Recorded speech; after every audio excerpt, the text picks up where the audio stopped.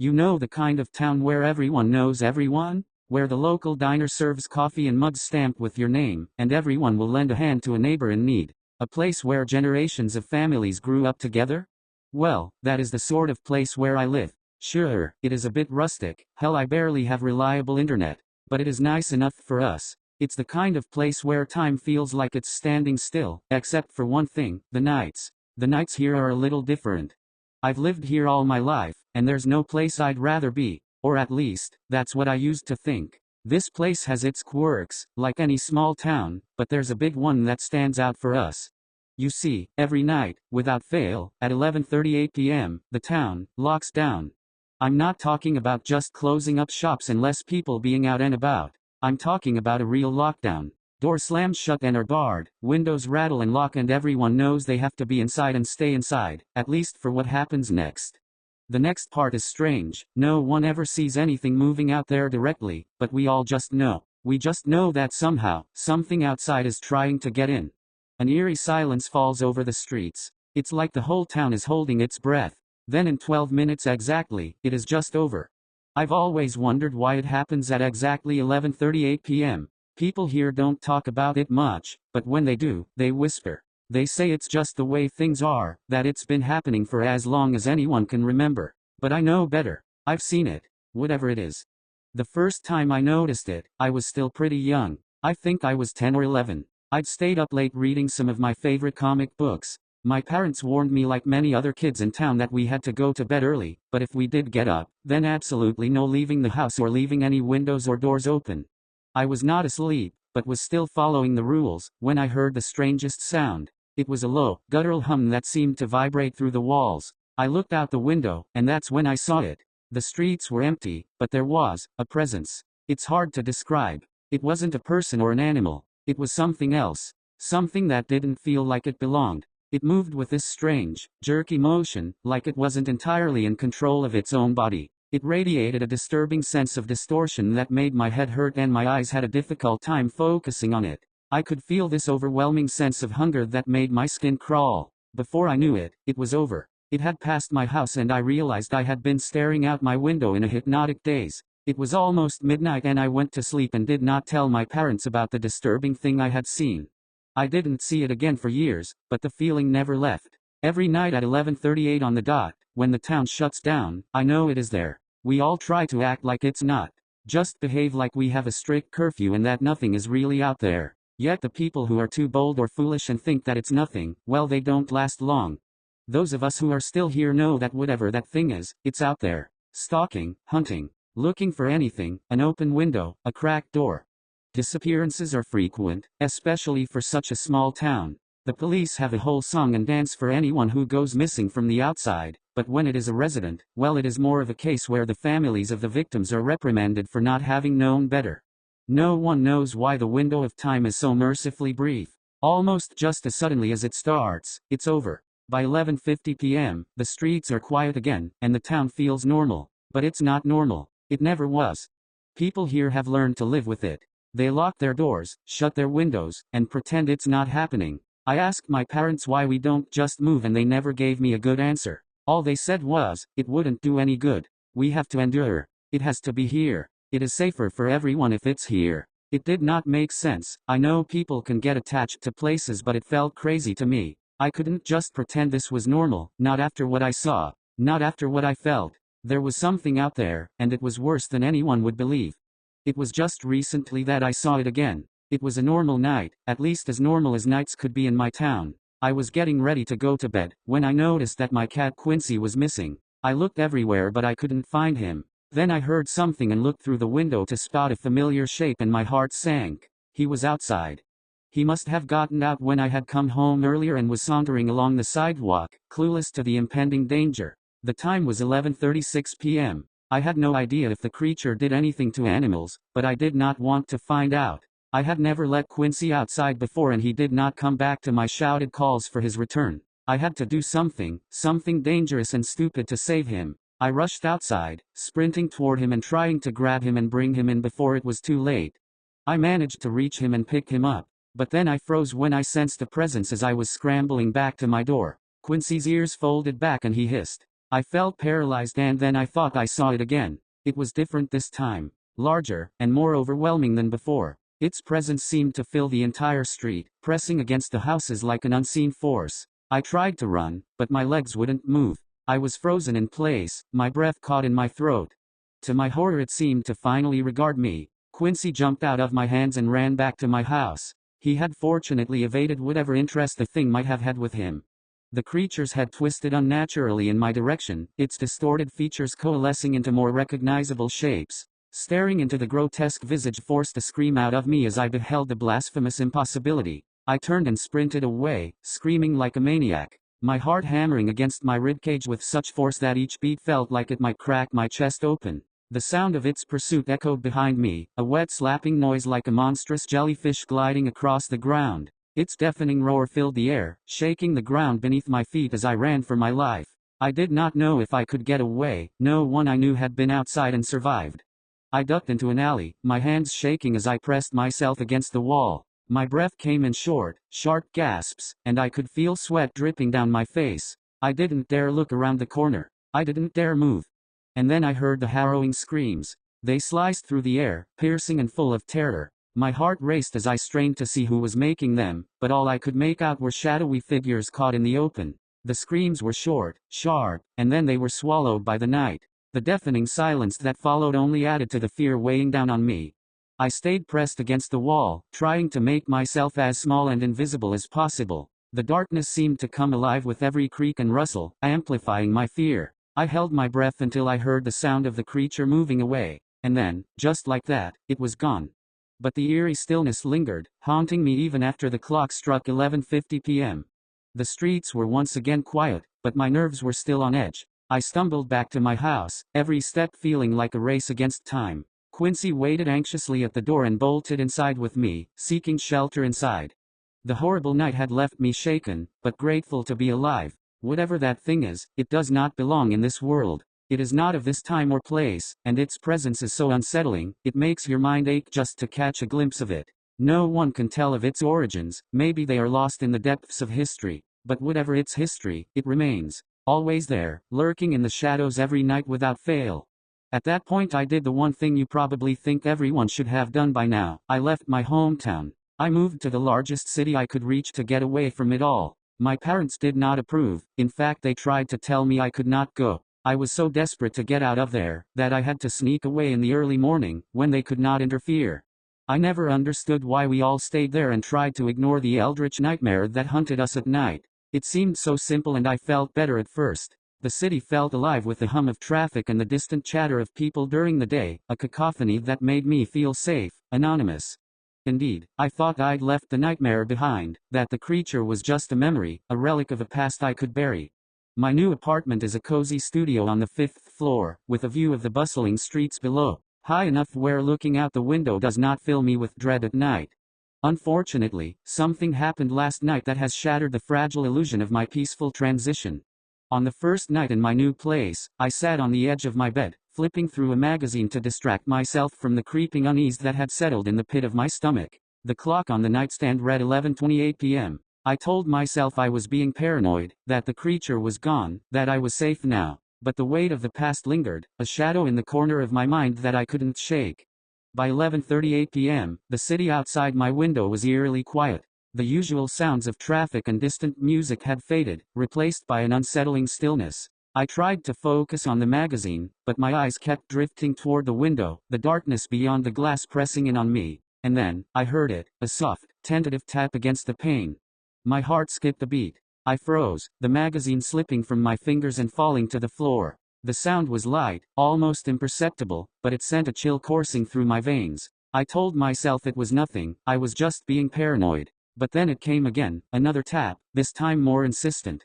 I didn't move. I didn't breathe. My eyes were fixed on the window, the darkness beyond it seeming to pulse with a life of its own. The tapping stopped, and for a moment, there was nothing but silence. Then, a faint scratching sound, like claws on glass. My heart sank. I knew that sound, I knew what it meant.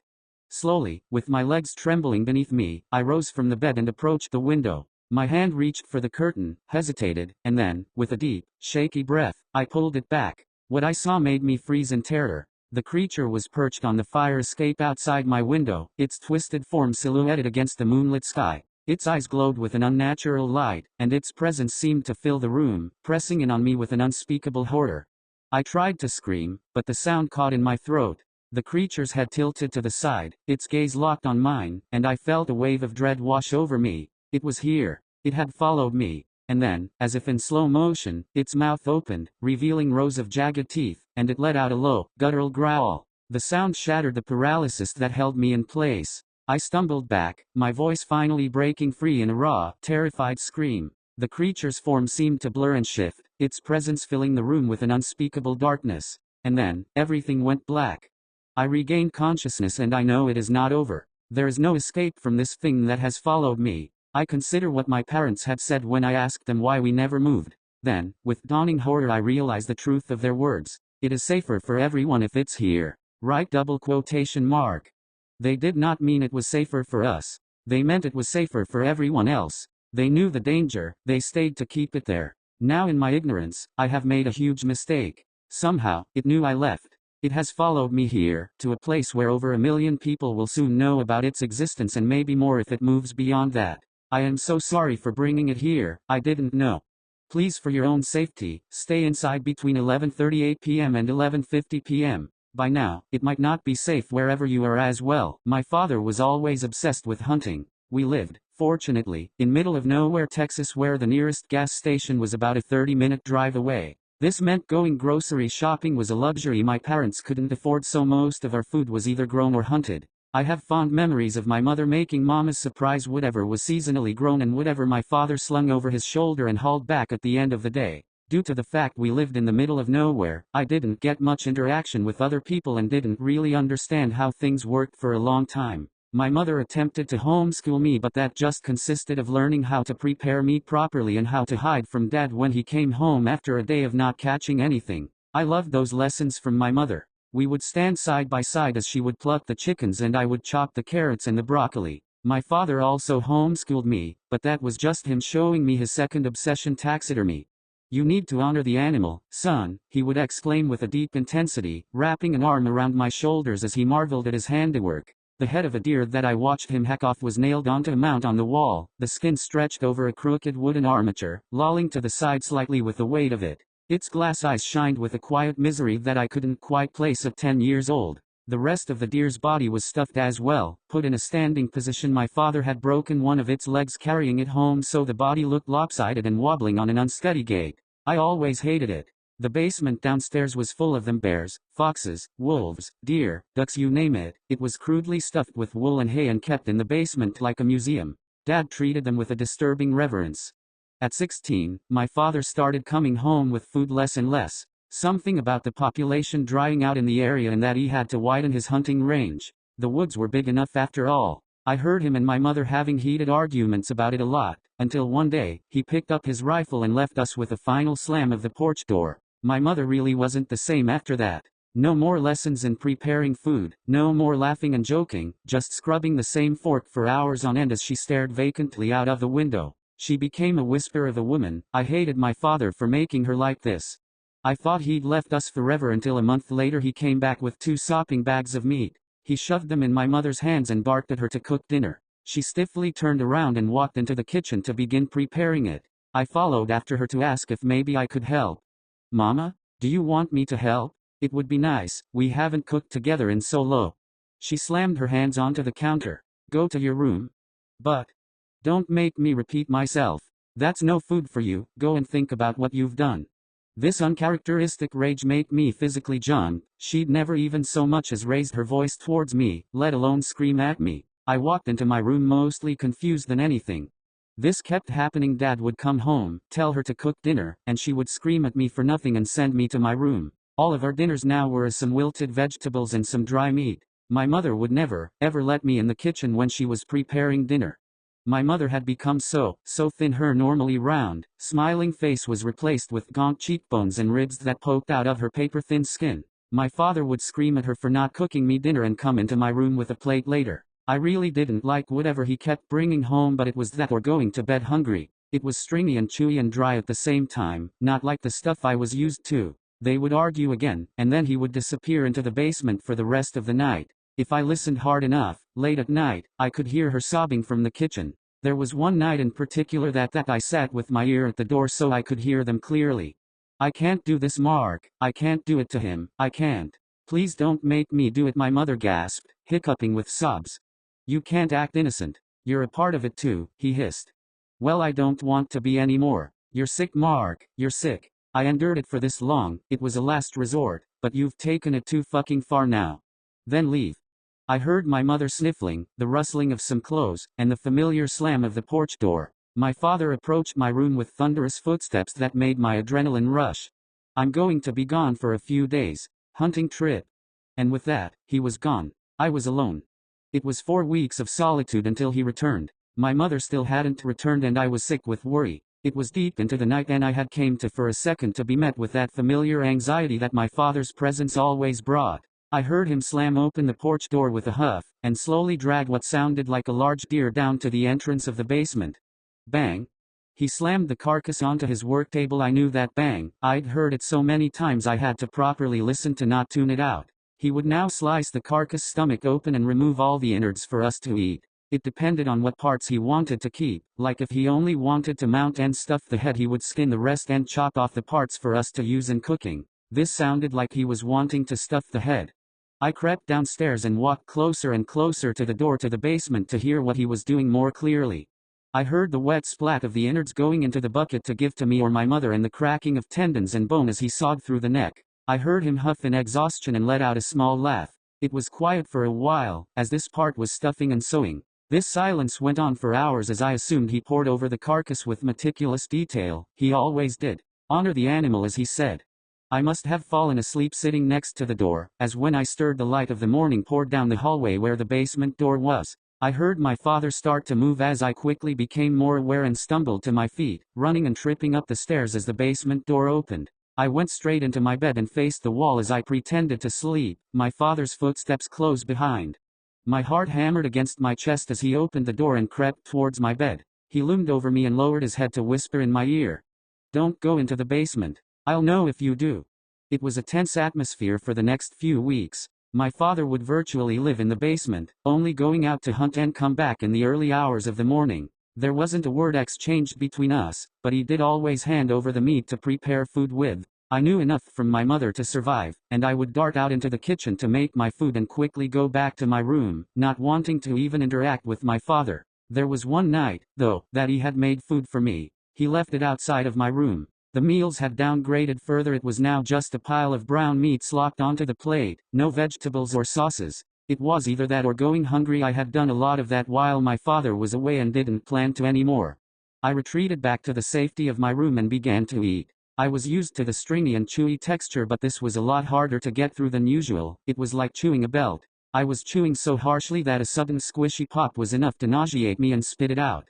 What was left on my plate was a half-chewed eyeball. Optic nerve still intact and sticking to the wet surface of the eye. This was no deer eye, or a bear eye, or a rabbit eye. It was a human eye. I wanted to cry and vomit at the same time, but all I could do was stare at what was left of it on my plate. I started to hyperventilate as I felt bile rise up my throat, rushing to the bathroom to empty my stomach. My plate clattered to the floor, covering the eye in the brown mincemeat. After gagging over the toilet for an hour, I gathered the courage to pick up my plate and cover up the eye and take it out the back and bury it in the backyard with the rest of our compost. I was glad my father was hiding away in the basement, but I needed answers. I was too afraid to confront him, so my plan was to go into the basement and look at what kind of game he was bringing back out of his widened hunting area. I didn't want to think about the alternative if the deer population was drying out. I waited until the early hours of the morning the next day, when I heard for sure my father slamming the porch door behind him. I crept out of my room, towards the door to the basement, my breathing rapid and heart thrumming in my mouth. The door's lock clicked as I turned the handle and pathetically pushed the door open a slice, to be met with that familiar stench of rot. But this time, much, much stronger. It left a sour taste in the back of my throat that made my stomach churn and my eyes wince, and I padded down the stairs, like I was anticipating something to jump out. I was met with a familiar scene. Bears stood in a permanent roar, deer heads covering every wall and shelf, rabbits put on pedestals that lined the floor, antlers covered the door and the furthest wall. Even just standing there gave me chills that ran up my spine. My eyes darted over every mount and pedestal, checking if both eyes were there. To my horror, both eyes were there in every model in the room. I was grasping for answers as I turned around to see my father's newest mount, tucked away behind a stack of wood used for the armatures. There laid, eyes closed serenely, my mother's head. I couldn't move, or breathe, for that matter. I was sweating and shaking, but my feet were frozen to the floor. Reaching a shaky hand out, I gently peeled back one of the eyelids. There was nothing there but viscera. In my state of shock, I hadn't heard the porch door open. I felt my stomach drop even further as my father's familiar footsteps thumped down the stairs. Turning the light off, I hurried to hide behind a stack of wood and antlers in the furthest corner of the room. The door opened. I tried to hold my breath and will my presence out of existence. Thump. Thump. I'm sure he was over me now, just watching for signs of movement. My hand slowly rose to cover my mouth and muffle my terrified breathing. I was lucky, it was still quite early, so it wasn't light enough to clearly see me unless I made any sudden movements. It felt like hours of him quietly watching me. My eyes were screwed shut from the fear, so I could only hear his breathing. After a while, he tore his eyes away from my exact spot and sat down at his workbench, slamming down his large bag. I watched with wide eyes as he dragged the torso out of the bag and began slicing. The thing with my father was, when he concentrated, he blocked out all sound around him, like getting tunnel vision. I knew if I played it right, I could make a break for the stairs and out the front door. I waited until he was hunched over with his back towards the door to make my escape. I launched myself to my feet, almost tripping over in the process. Our eyes met.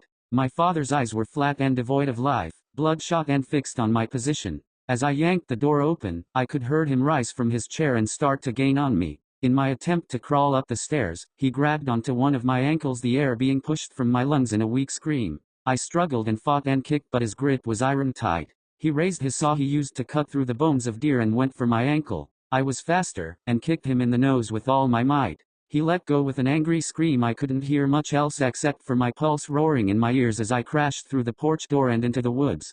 I turned around for a second to see my father, saw in hand, clutching a bloody nose. I knew if I stopped, he would catch me immediately. I managed to run far enough to hide out in the gas station, far away from his cabin.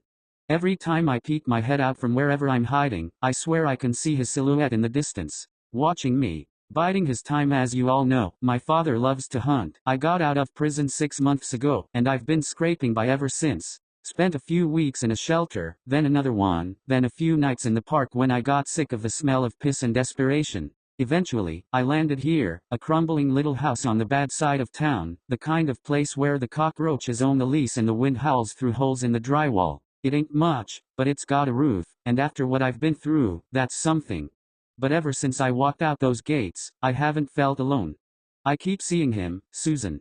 Yeah, you read that right. His name was Susan. He was my cellmate for 2 years, a wiry little guy from Mississippi with a slow, syrupy drawl and a grin that could charm a snake. He used to say he got the name from his grandma, who named him after some long-dead uncle. Old family tradition, he told me, like that explained anything.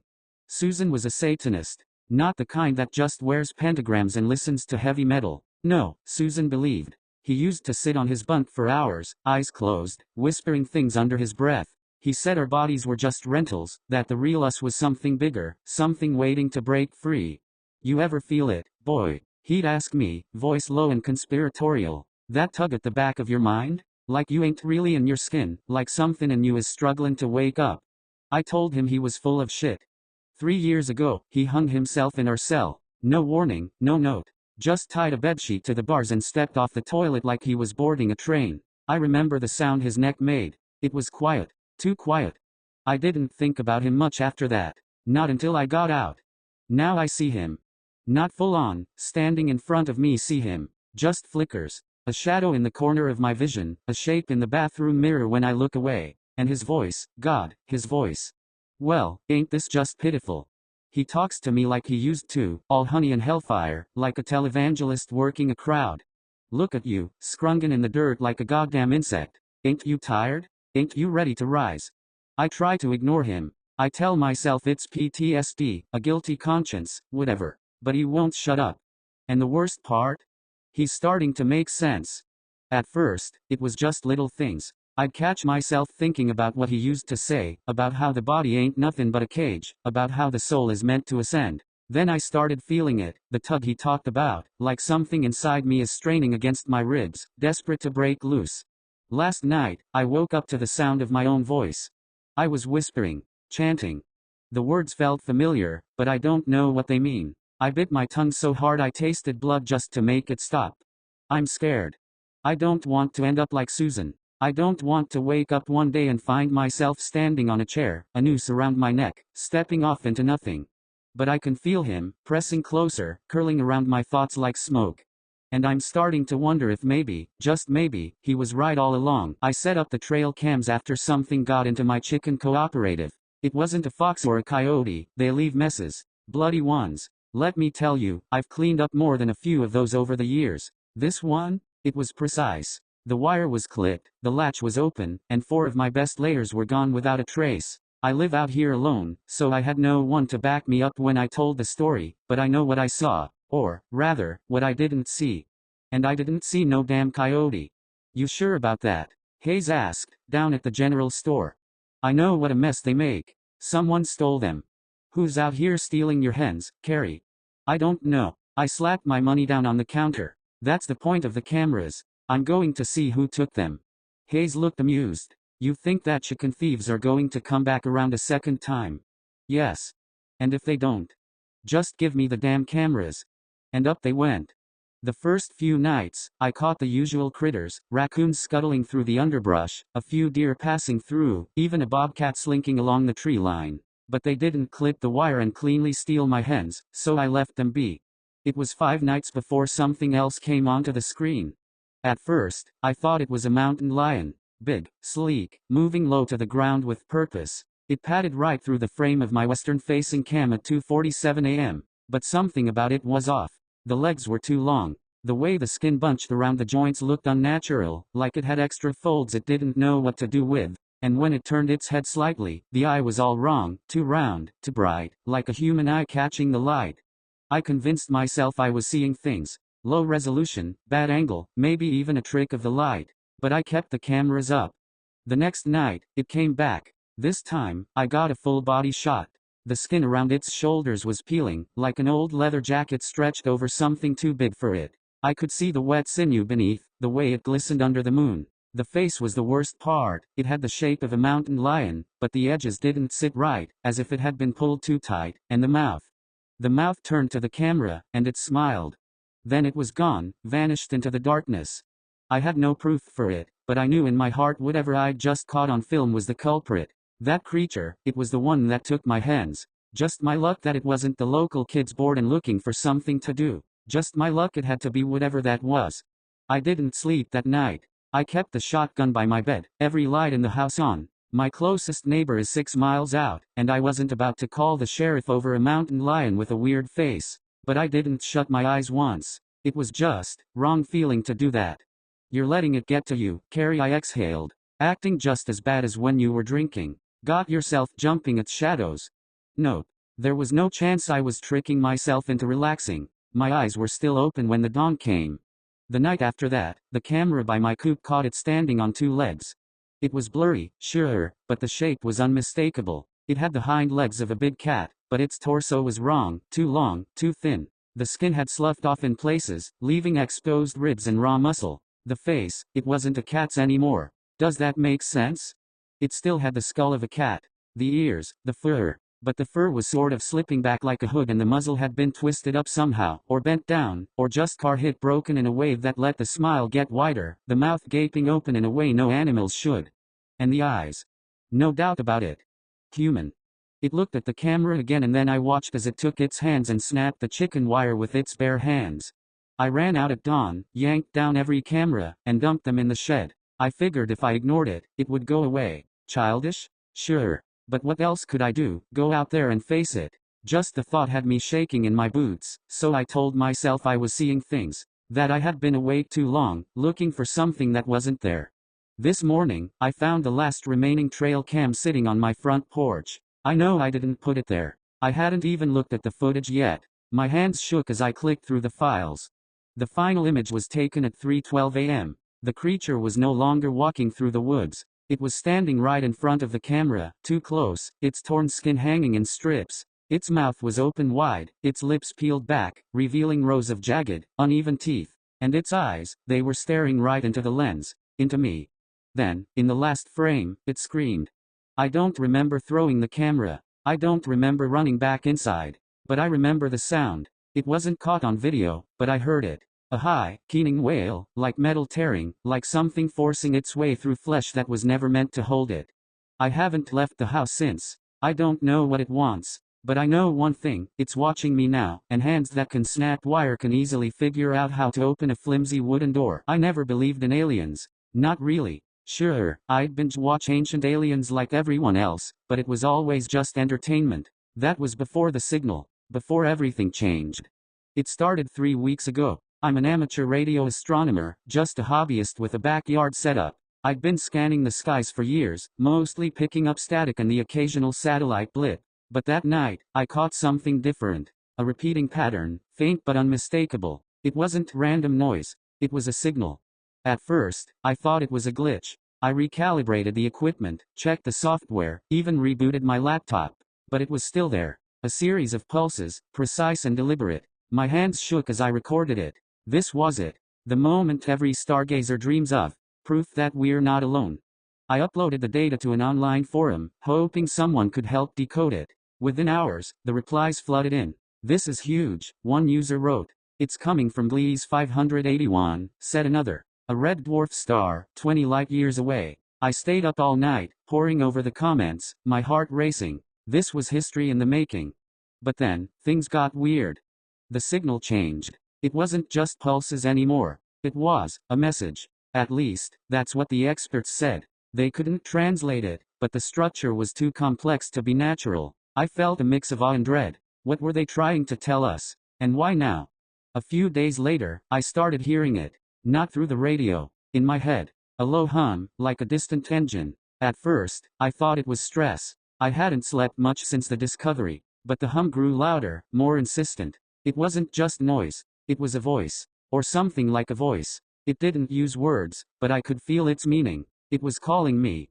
I tried to ignore it. I stopped using the radio, unplugged everything. But the voice didn't stop. It was always there, whispering, tugging at the edges of my mind. I couldn't eat. Couldn't sleep. I was losing myself. Then, the dreams started. I was standing in a vast, dark chamber. The air was thick, almost liquid. In the center of the room was a machine, a massive, pulsating thing covered in shifting patterns. It looked alive. The voice was louder here, echoing in my skull. Come closer, it said. Not in words, but in sensations. I could feel its hunger, its curiosity. It wanted to know me, to understand me. I woke up screaming.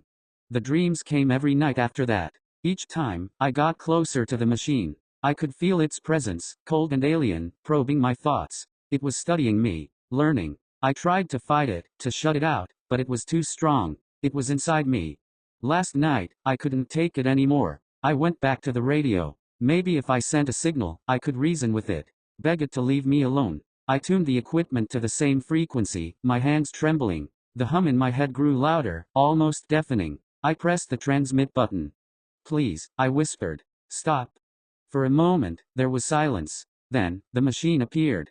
Not in the room. In my mind. It filled my vision, its patterns shifting faster, more violently. The voice was a roar now, overwhelming, consuming. I fell to my knees, clutching my head. It was too much. I was going to die. But then, it stopped. The machine vanished. The voice was gone. The room was silent. I sat there, shaking, tears streaming down my face. I don't know how long I stayed like that. Hours, maybe. But when I finally stood up, I knew it was over. I haven't heard the voice since. The signal is gone too. I've checked every frequency, every channel. Nothing. It's like it was never there. But I know it was real. I can still feel it, deep inside me. A faint echo, a shadow in my mind. It's watching, waiting. I don't know what it wants, or why it chose me. But I know it's not done with me. Not yet. I don't sleep much anymore. When I do, I dream of the machine. And I know, one day, it will call me back. Until then, I wait. And I pray it doesn't find someone else.